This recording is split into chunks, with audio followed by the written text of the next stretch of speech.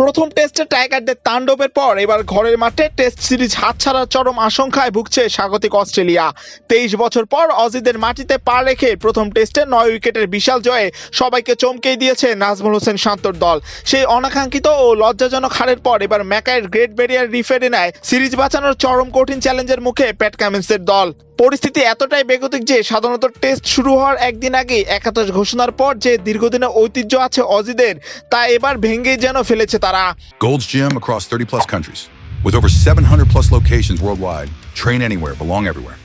টাইগারদের বিপক্ষে ম্যাচের আগের দিন একাদশ সরাসরি প্রকাশ না করে শেষ মুহূর্ত পর্যন্ত অপেক্ষা করার সিদ্ধান্ত। প্রথমবার বাংলাদেশের কাছে সিরিজ হারানোর ভয় এখন ভর করছে ক্যাঙ্গারুদের দলে। ডারউইনের হতাশাজনক পারফরমেন্সের পর স্কোয়াড থেকে ওপেনার জ্যাক ওয়েদারওয়ার্ল্ডকে বাদ দিয়ে তড়িঘড়ি করে ফেরানো হয়েছে ম্যাট রেনশোকে।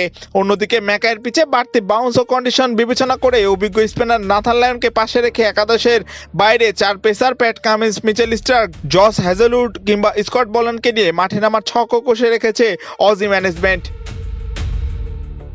তবে এদিকে বাংলাদেশের আত্মবিশ্বাস আছে পুরোপুরি তুঙ্গে। মিরাজ ও হাসানদের তোপে প্রথম ম্যাচের প্রথম ইনিংসে অজিদের মাত্র 198 রানে গুটিয়ে দিয়ে 426 রানের পার করেছিল লাল সবুজের প্রতিনিধিরা। অধিনায়ক নাজমুল হোসেন শান্ত এবারও সংবাদ সম্মেলনে সাফ জানিয়ে দিয়েছেন, কন্ডিশন ও উইকেটের মেজাজ বুঝে কাল টসের সময় চূড়ান্ত সিদ্ধান্তটাই না হবে।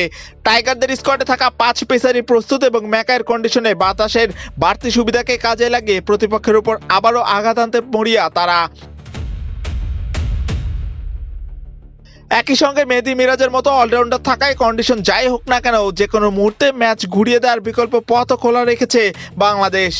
একদিকে অজিদের পিঠ দেয়ালে ঠেকে যাওয়ার মর্যাদা রক্ষার যুদ্ধ, অন্যদিকে টাইগারদের সামনে ইতিহাস গড়ে প্রথমবারের মতো অস্ট্রেলিয়াকে হোয়াইট ওয়াশ করার আছে সুবর্ণ সুযোগ। সব মিলে কাঙ্ক্ষিত ম্যাচটির দিকে নজর পড়ে রয়েছে সবার। মাহিউজ্জামান, বাংলাদেশ প্রতিদিন।